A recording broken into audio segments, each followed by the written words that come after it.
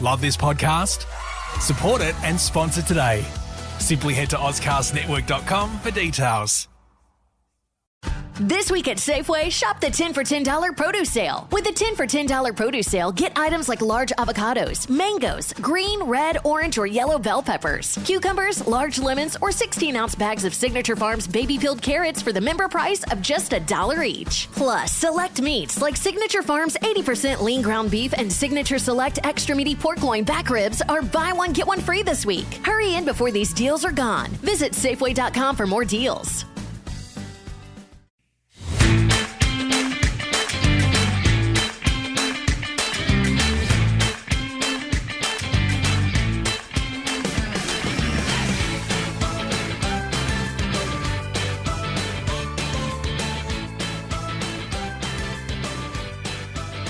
Hello, Nest family. Great to be with you the morning after the mid-season draft, which has been something Eagles fans have been looking to, I dare say, Drew Jones, in a bit of a sad way. I've certainly felt that way. I was like full Nuffy mode for the mid-season draft and had to take a step back and go, oh, this is not where you want to be. When you're starting to read player profiles for the mid-season draft because your situation has become so perilous, it's all you've got to look forward to. Well, literally, that's all we've got to hang on to, isn't it? We're looking for any modicum of improvement where we can find it. So first number one pick in any draft for the men's team since 1996, where we fleeced Fremantle and took the number one pick off them and got Michael Gardner. So it's been a while between drinks for us, hasn't it? Yeah. I mean, it's not the real number one pick, but but we'll probably have that too. Yeah, well, we will, most probably. Yeah, it's a handy addition, but I mean, I was in full Nuffy mode. I'm like, we used to laugh at people who would take the draft super seriously, right? Yeah. Now it's the mid-season draft we're analysing. Yep. It's a sad state of affairs. So Jai Culley, you can't miss him, can you? He's got the dreadlocks. He's got the knockabout personality, worked at Charcoal Chicken and Coles, I'm pretty sure. 2 jobs.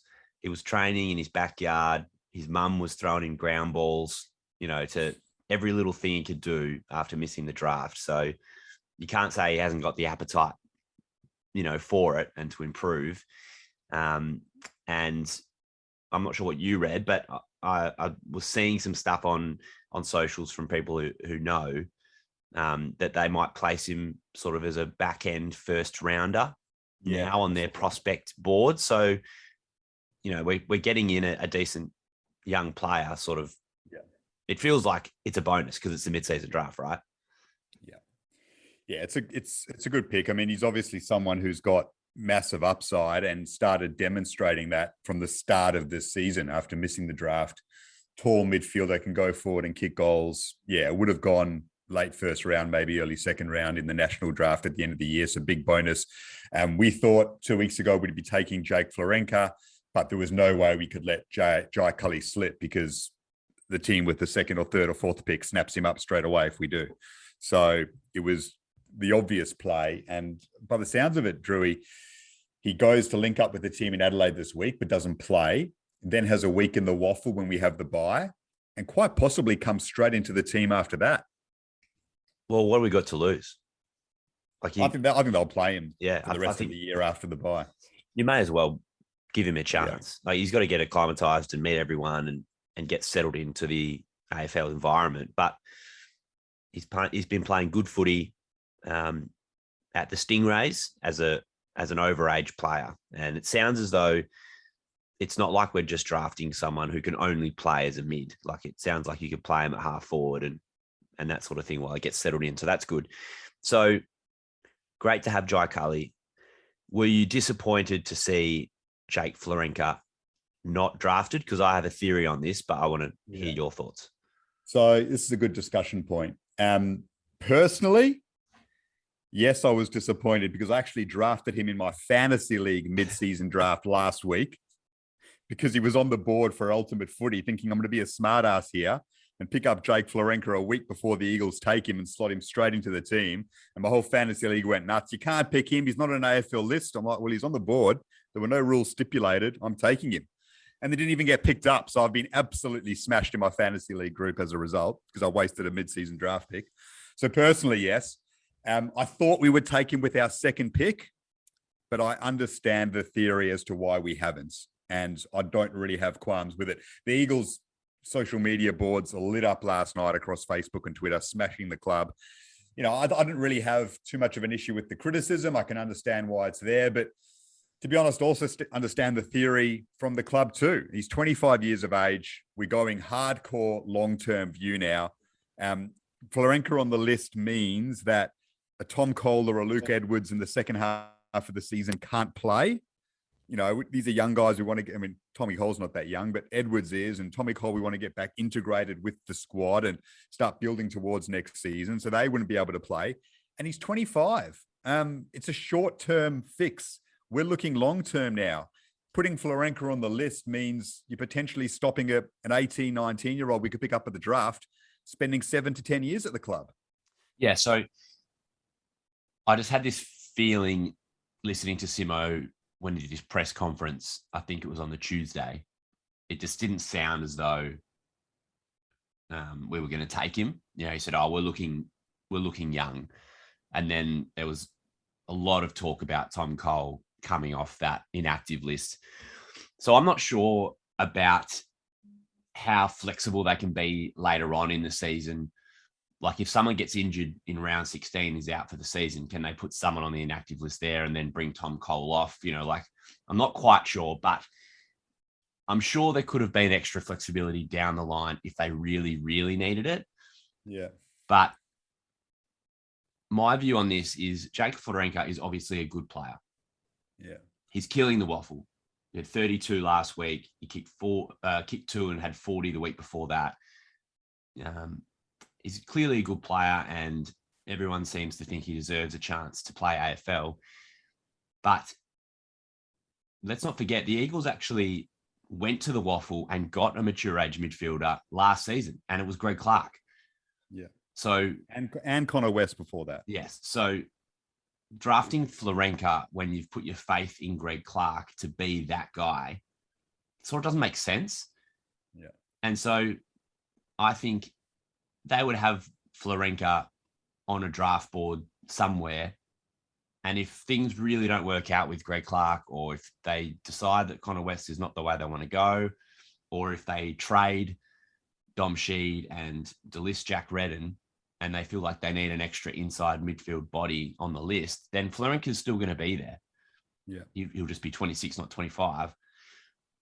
I just don't think he's really necessary right now. And as much as we loved what he did against Brisbane, and there's a lot of sentiment towards good performing, mature age players in the waffle, I just think it doesn't make sense to bring him in when you've got Greg Clark anyway, plus, all the other names, plus the youngsters you're trying to bring through. I mean, all likelihood, Garby, is that we're going to draft a midfielder with our first pick in the national draft at the end of the season.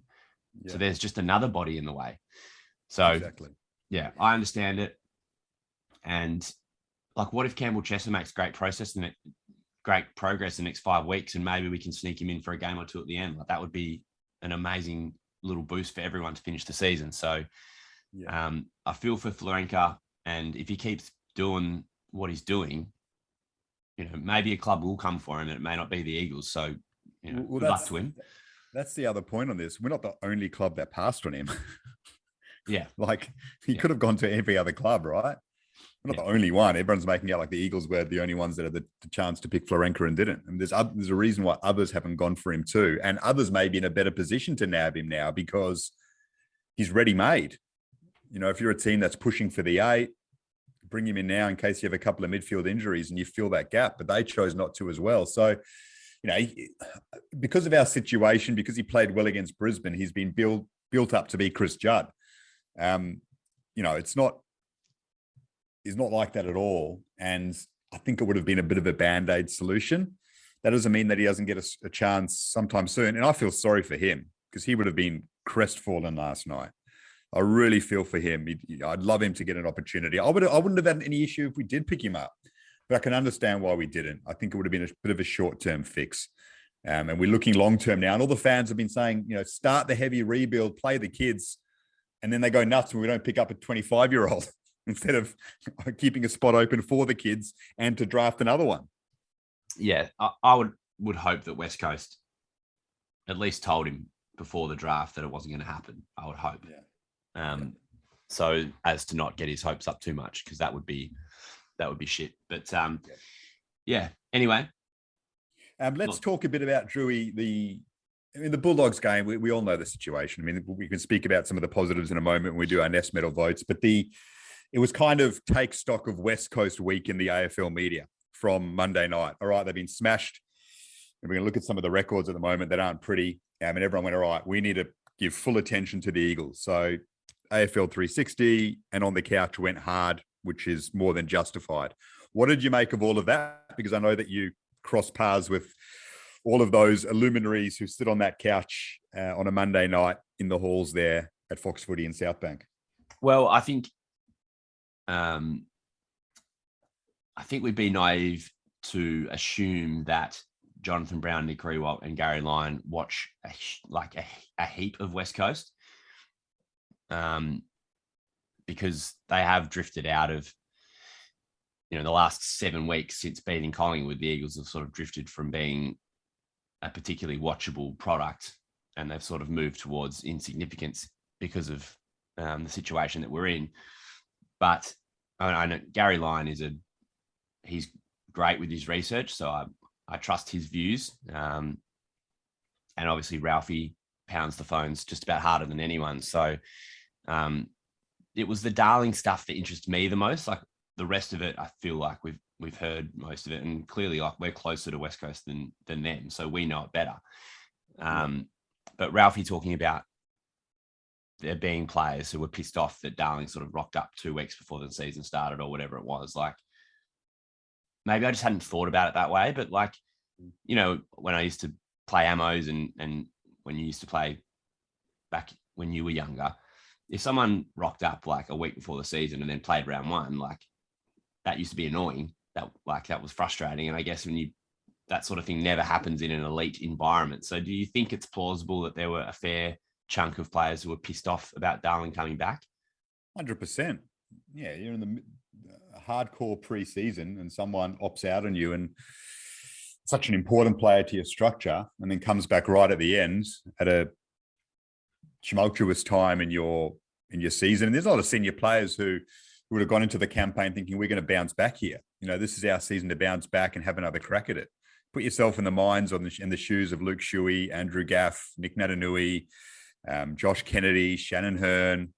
These players who want one more tilt, Tim Kelly, and that happens. I can understand why they would be disappointed. I don't think it's been a massive lingering issue inside the playing group. I think that's been pumped up to be a bit more than it was, but I think there would have been some ill feeling around the time, and then they would have probably gotten over it. Yeah, I think the rehashing of Darling, that's an easy sort of lever to pull on when you talk about unrest at the club. I think my views on this have been clear through the whole thing, that when you have such an interrupted preseason, all those injuries happen, everyone gets COVID, all whilst you're trying to integrate new coaches and form a new game plan. That stuffs you around. And that point was made on the couch. And it was just a perfect storm. And it's accelerated the rebuild. I was sitting around the office, and a bunch of the digital staff had flown in from interstate, and everyone was in the office, and they were going through their mid-season grading for every club. And someone sort of said, "Oh, what do you say about West Coast that's positive? Like, what can you take from the season that's been positive at all?" And I was like, well, they've actually accelerated the process of rebuilding, because we've been so bad that we know fully where we're at. Yeah. So maybe like if we had have held on and won 10 or 11 games this season, or fallen into 8th spot with everyone fit and firing, we wouldn't, we'd be further away from getting where we need to go. So if you can take any silver lining, at least we've accelerated this thing. Like, we know we're bad. 100%. we need to speak about another concerning moment during the week, and that's Peter Matera's illness, which we will do in a moment. But, looking ahead to the Adelaide game, I mean, there are two massive records now that the Eagles need to try and avoid. One of them I don't think we're going to avoid, and that is equaling our longest losing streak ever. That is 8 games. We're currently in a losing streak of 7, Drewy. Yep. So we lose to the Crows this week. We've equaled it. We lose the week after that, which is it against Essendon the week after that? Maybe not. Maybe Geelong before that. Then this group has claimed it. That is not a record you want to hold. But if we can avoid it this week, that would be handy. And then the longest losing streaks in VFL, AFL history by 50 plus points. We've equaled it already with Fitzroy 1995, round 13 to 19, and GWS 2013, round 7 to 14. We have lost 7 games in a row by 50 plus points, round 5 to round 11 of 2022. We lose by more than 50 points to the Crows this week. We have the most unwanted record on our own. That's something that's more realistic to avoid, I think. And I reckon that should be something you actually focus on and say, we did not want this record on our own. The history of the competition, to lose by 50 plus points more than anyone else ever. Like, come on. Yeah, if we lose this week, it also equals our worst ever start to a season, which we were 1-11 in 1989. We actually went on to win, I think, 7 games that season. So the boys really turned it around the second half of the season. Of course, our worst year was it 4 wins in 2010 or maybe 2008? Yeah. I mean, privately, I've said it. I don't know if I've said it on the podcast. Like, it's hard to imagine us winning another game, but it's easy to think that when you're losing by 100 points and you've only got 24 fit players to pick from, like, things will look probably a lot different in 6 weeks. So there's every chance we do nab a couple at the end. So just quickly on Simo, on 360 before we get to Peter Matera. Obviously, they were always going to ask these hard questions. They asked them well, I thought. Yeah, I actually thought it was a really good interview. Did you like how Simo was talking about being energized and really up for the challenge? Yeah, I mean, we've heard him speak like that before because, we watch every interview he does, whereas they don't. That's just natural. Nothing against other people in the media. You focus on your team. You watch every press conference. So we'd seen him speak like that, but there was a level of energy, and Simo knew that he was speaking nationally. He wasn't just speaking to Eagles fans. He was in the spotlight. And I did like the energy from him. But we have heard that before. Does it change anything from an Eagles fan's point of view? Did you step away going, I've seen some Eagles fans' reaction. Maybe it did for a fair few. For me, not majorly. Like, I understand that he wants the role. He's giving everything to it. No questions about his commitment and his drive. But that same question mark lingers for me, Drewy, is it all just going to be a situation that's gone on for too long? Is the voice going to grow too tired on this group before the list regenerates to a point where it's a fresh voice again? I'm not sure if he's going to get through it, put it that way. I still don't know. I still have doubts as to whether he's going to get through it because the voice does seem tired on the group. And by the time the list regenerates, the losses may ultimately take their toll. So you thinking this is the sort of, if it was going to end, it would be like maybe halfway through next season if like the beltings kept happening? Well, his contract goes until 2024. Can you see him signing a new deal after that? No, and that's a good question.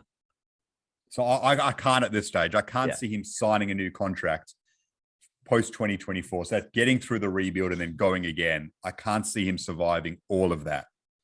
That's next season and then the season afterwards, or halfway through 2024, he's signed a new deal. I can't see it getting to that point. I hope it does desperately. I just think it'll take its toll before then. It's going to take a very strong, committed, like, leadership team at West Coast to be able to get through it in terms of, if Nisbet's going to remain CEO. And I mean, my view is that they need a more high profile football manager. Yeah. And someone who's hired from the outside. Yeah. Yeah. I would like to see something like that as well. Yeah, I think that's needed. And I'm only basing that off what we're seeing from the outside. It's so hard for us to judge what's happening internally. But let me ask you this. Yeah.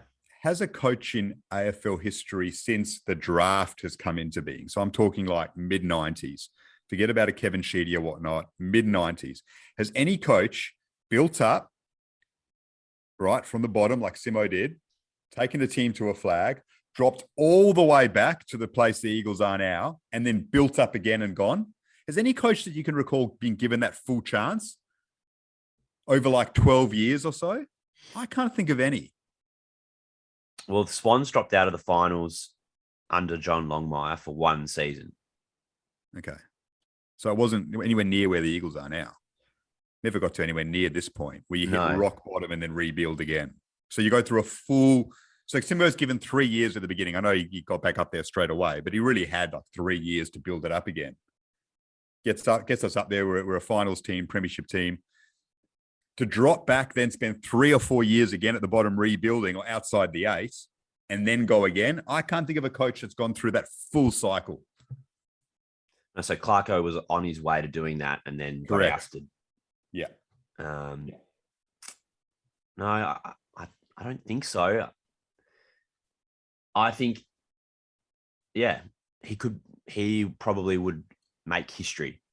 It's unprecedented, which is why I can't see it happening. I just think it's too hard in today's day and age to go through all of that.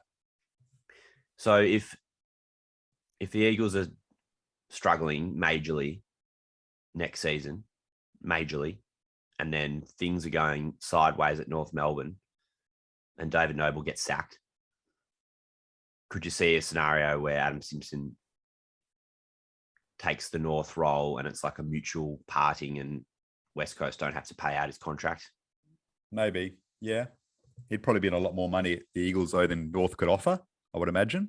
And it would, like, I'm imagining it, the step to go from West Coast to North Melbourne in every level is a massive step down. Nothing against North Melbourne. They just don't have the resources of West Coast. I mean, I still believe that Adam Simpson has the faith of everyone above him, and therefore I think he stays in charge until the end of his contract at least. But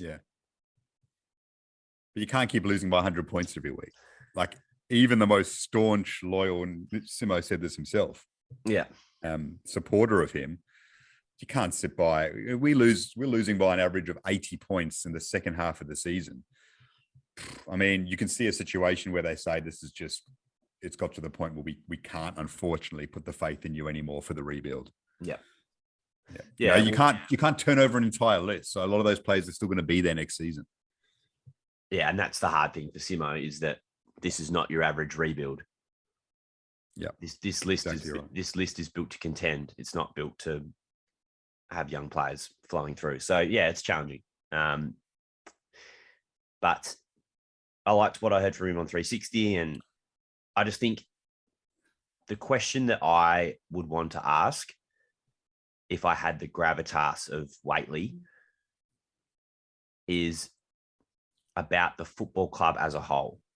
Yeah. And I'd be asking, are you comfortable with some of the things that have happened at the club over the last, 18 months, including just continual PR stuff-ups?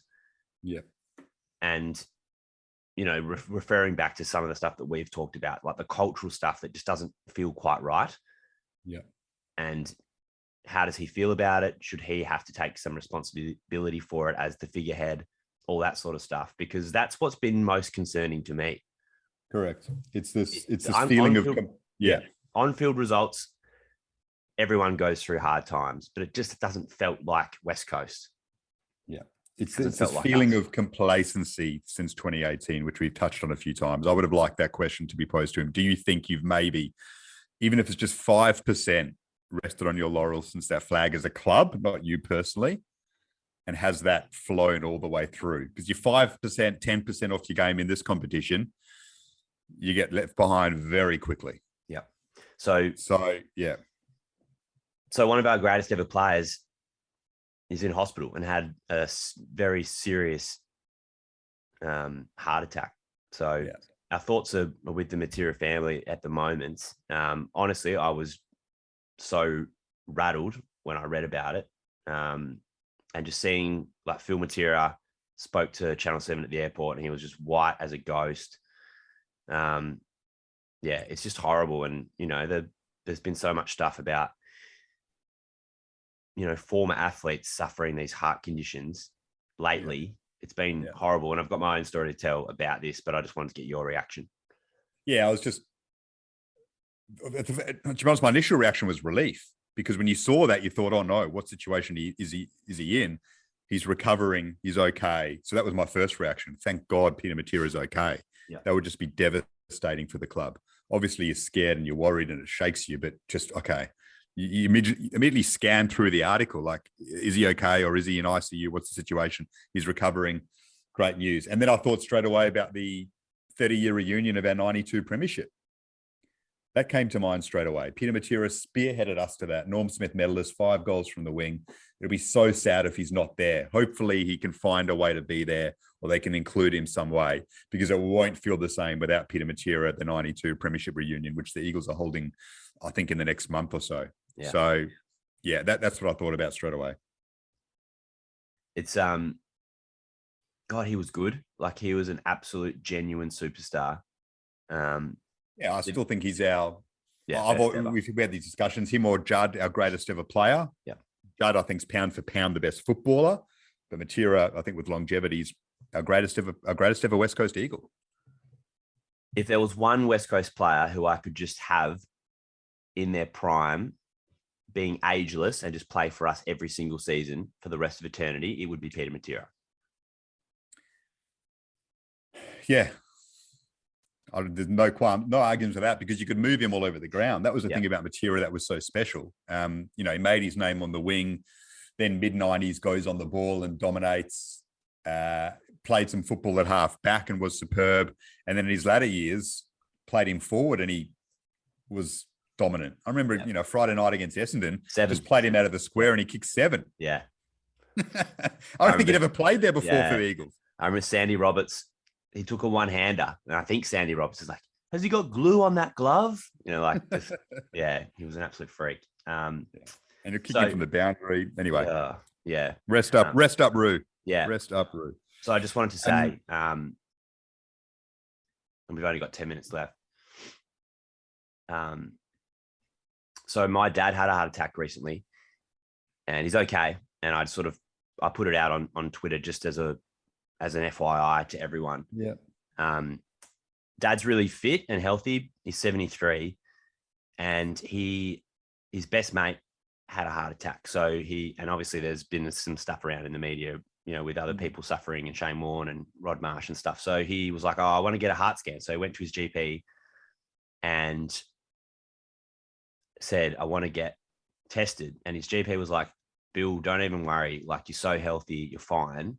And he was like adamant. He was like, no, I want to get this test. So eventually he booked himself in, and they do a calcium test to determine it's like your blood flow and whether there's any blockages and stuff. It came back all clear. And he was thinking, like, I'm absolutely fine. My heart's in good condition. And then he had a heart attack about 2 weeks later. So just for anyone who's listening, especially plus 45 males, even if the test, comes back and you're clear, still stay vigilant, because it can happen. And luckily Dad's okay. And, he's now probably healthier than he was pre-heart attack, because he's got, 4 clear arteries going into his heart instead of 3. But yeah, it's serious. And as we've seen, it can happen to anyone. Yeah. Thanks for sharing that story with us, mate. Our thoughts are with your family. That's scary, but good to hear that things are as okay as they can be. Feels good. Yeah, he's good. Good on you. Good to hear. Good to hear. All right, Ness medal votes from the game with the Dogs. I mean, that there isn't too much to share. It's the same old story, but we can go through some of the positives here. I guess the main aspect of it was Tim Kelly's excellent display. I mean, you can get a Brownlow vote for his performance. That says a lot about how well he played, considering how easily we were thumped in the second half. Same old tale, competitive first half, and then we're not fit enough to compete for 4 quarters, which is unforgivable, but it's the way it is. Jack Darling stood up. That was great. They were the obvious best two, and then it's a mix of different players. So go through the Nest medal votes, Drewy, because that helps us touch on some of the positives. Yeah, so I gave obviously 5 to Tim Kelly, 4 to Jack Darling, who kicks 4 goals and 2 goals early. First time he's kicked a goal not in the 4th quarter this season. So 3 votes for me goes to Brady Hough. So he was excellent in terms of ball use, composure, intercept, possessions, and he showed everything I think that the recruiters saw in him to be a draft bolter. I mean, it looks like we've got a real goodie. So hopefully he can stay in the team for the rest of the season. So I go 3 to him, 2 to Jack Redden, who I love, and 1 to Tom Barrass, who had to put up with an absolute barrage once McGovern went off with a back injury. So that was pretty much reflected in the votes overall, Garby. And I know you're at a birthday party, so you've declined to partake in this. So Kelly gets the 5, Darling 4, Hough 3, and Barrass got 2, I think you 2, said. Yep. And Redden 1. So give us the leaderboard. Oh, well, I had a good mate's 40th. In usual circumstances, I'd turn the phone off completely, tell everyone around me, don't tell me the score, and then go home and watch it, later that night. But the situation we're in right now, I'm like, I'm not putting myself through that. I knew what was going to happen. Checking my phone during the party. Early on, we're competitive. I'm like, I'm checking my phone more and more. And then it gets to the stage where I can't look at this anymore. I just can't. Got home and flicked through it and watched most of the game on replay. But it's tough to watch the Bulldogs flowing through like that, and everyone's kicking a goal and they're lining up. How many Dogs didn't kick a goal? 4 or 6 players and their entire team didn't kick a goal? Yeah, the spread was amazing.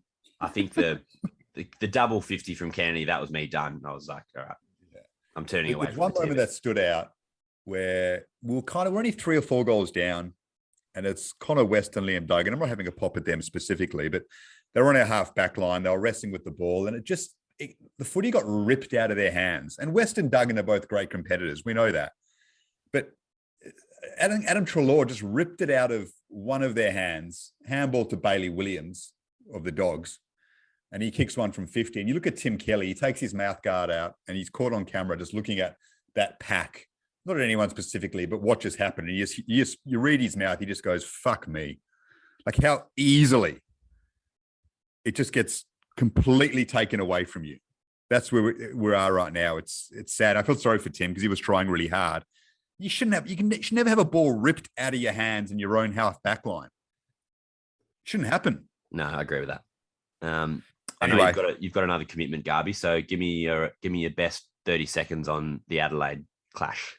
Well, hopefully we can make something happen. Thanks for keeping time on that, because I do have to be somewhere in about 3 minutes. But as long as we can keep it under 50 points, seriously. Like, I don't want that record on our own. I don't want us to be the only team to lose 50 plus points in more games in a row than anyone in AFL/VFL history. So I think we'll lose, but I think we'll be a bit more competitive this week. I think it'll be maybe 6 goals and under. What do you reckon? I don't mind too much about the final margin. I just want to go into the last quarter and be a chance to win. So let's stay competitive for longer. And if I can see some more young players play some good footy, then I'll be happy.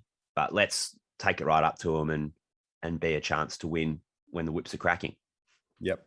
Just updating the Nest medal leaderboard after those votes. So Jeremy McGovern's on 23 to this point in the season after round 11. Tim Kelly second on 18 votes. Then Redden and Barrass level on 15. And then we've got Rioli, Naish, Hearn all on 10, Connor West on 8. So Gov with a 5-vote lead over Tim Kelly, who I reckon is coming home pretty strong. I reckon those two might jostle it out, but Barrass and Redden there as well. Those are probably the 4 chances we reckon we have for the Nest medal. Drewy, thanks so much, mate. All the best to you. All the best to all the listeners. Thanks for all your feedback. We love it. Happy birthday, Luke Shuey, at the time of recording. Boots. Our skipper, Norman Smith medalist. He's trying his best. Have a good one, Skip.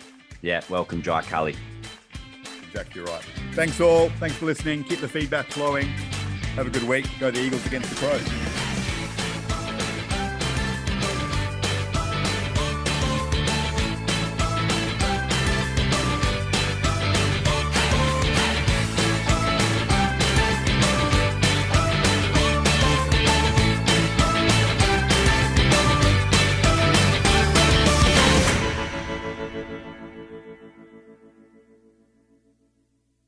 This week at Safeway, shop the 10 for $10 produce sale. With the 10 for $10 produce sale, get items like large avocados, mangoes, green, red, orange, or yellow bell peppers, cucumbers, large lemons, or 16-ounce bags of Signature Farms baby peeled carrots for the member price of just $1 each. Plus, select meats like Signature Farms 80% lean ground beef and Signature Select extra meaty pork loin back ribs are buy one, get one free this week. Hurry in before these deals are gone. Visit Safeway.com for more deals.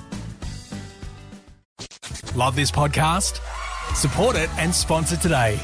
Simply head to AuscastNetwork.com for details.